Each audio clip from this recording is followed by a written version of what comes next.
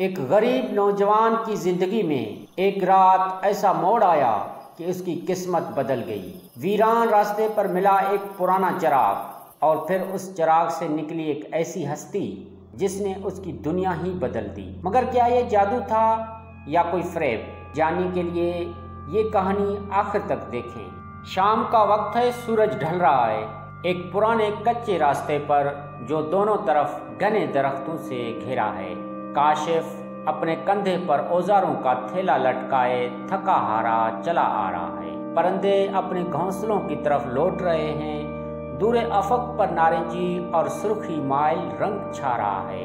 ایک چھوٹے سے گاؤں میں جہاں غربت اور سادگی کا راج تھا، کاشف نامی ایک نوجوان رہتا تھا۔ وہ اپنے مالک رحمان کے لیے کھیتوں میں دن بھر محنت کرتا، لیکن اس کی محنت کا پھل مشکل ہی اس کے خاندان کا پیٹ بھر پاتا۔ ہر شام وہ اسی ویران راستے سے گھر لوٹتا اور اس کے دل میں بس ایک ہی دعا ہوتی تھی، کسی طرح اس کے حالات بدل جائیں۔ کاشف سڑک کنارے پڑے ایک پرانے زنگ آلودہ لوہے کے چراغ کو دیکھتا ہے جو مٹی میں آدھا دھنسا ہوا ہے۔ وہ اسے اٹھا کر مٹی جھاڑتا ہے اور اپنے ساتھ لے لیتا ہے۔ پتہ نہیں کس کا پڑا ہے یہاں، چلو صاف کر کے گھر میں روشنی کے لیے رکھ لیں گے۔ اچانک درختوں کے درمیان سے ایک ہلکی روشنی نمودار ہوتی ہے اور دھیرے دھیرے کاشف کی طرف بڑھتی ہے۔ روشنی میں ایک خوبصورت لڑکی کا ہیولا بنتا ہے جو سفید لباس میں ملبوس ہے۔ وہ بہت خوبصورت اور پراسرار لگتی ہے۔ اس کے چہرے پر ایک نرم مسکراہٹ ہے۔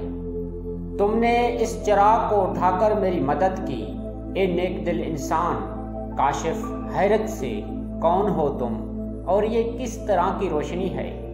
میں اس چراغ کی محافظ ہوں، میرا نام نور ہے اور میں یہاں اس لیے آئی ہوں۔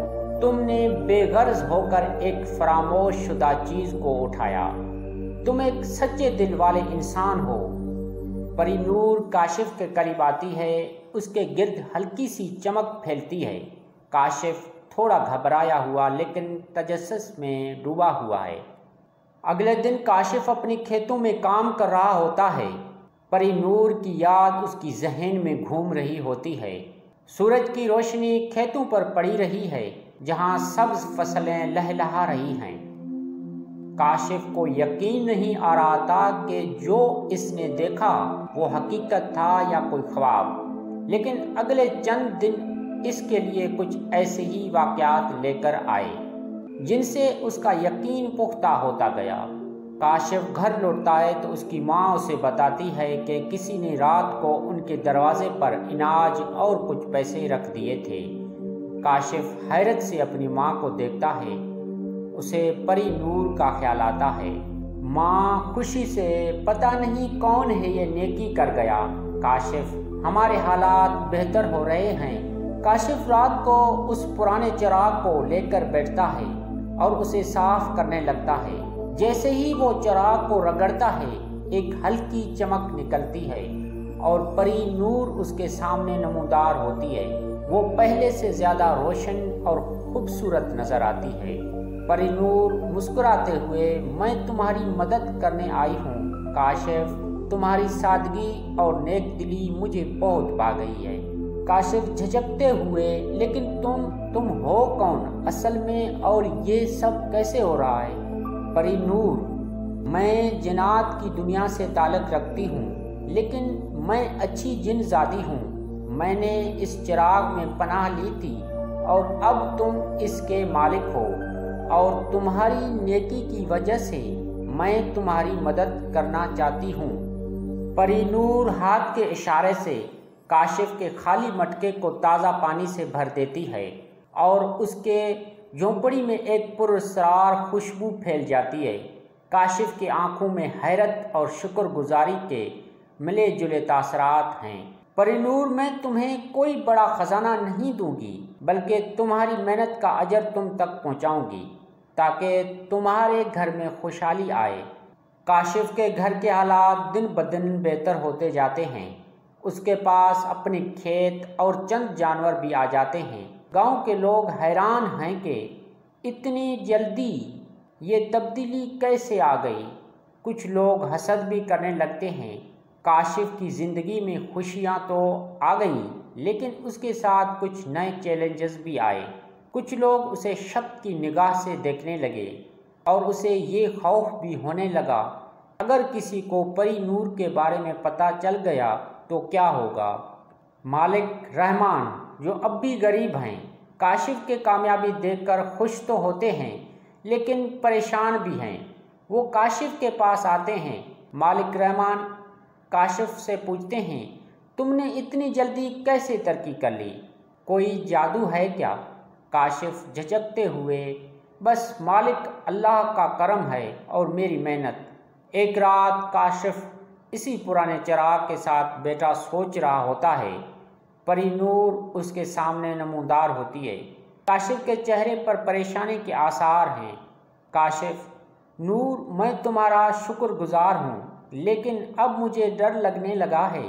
لوگ مجھ پر شک کرنے لگے ہیں اور میں نہیں چاہتا کہ میری وجہ سے تمہیں کوئی خطرہ ہو۔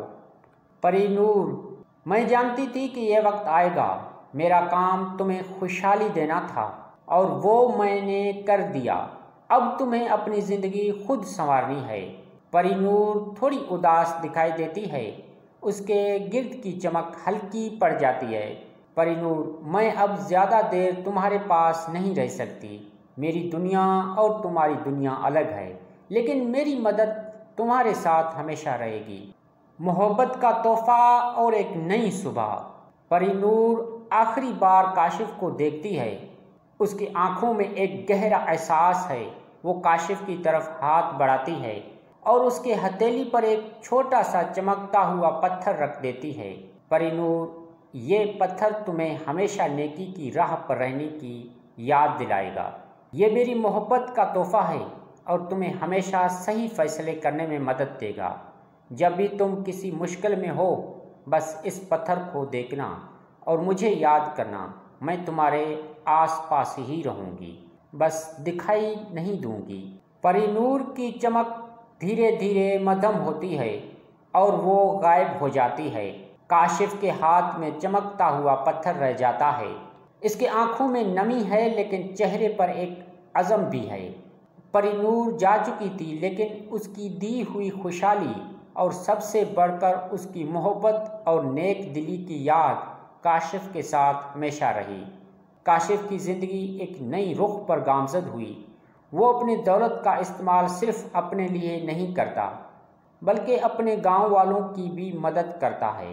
وہ مالک رحمان کی غربت دور کرتا ہے اور گاؤں میں ایک چھوٹا سا مدرسہ کھولتا ہے۔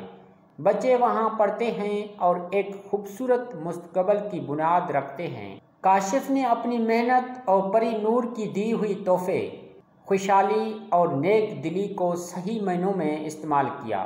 اس نے ثابت کیا کہ اصل دولت پیسہ نہیں، بلکہ نیک نیتی اور دوسروں کی مدد کرنے کا جذبہ ہے۔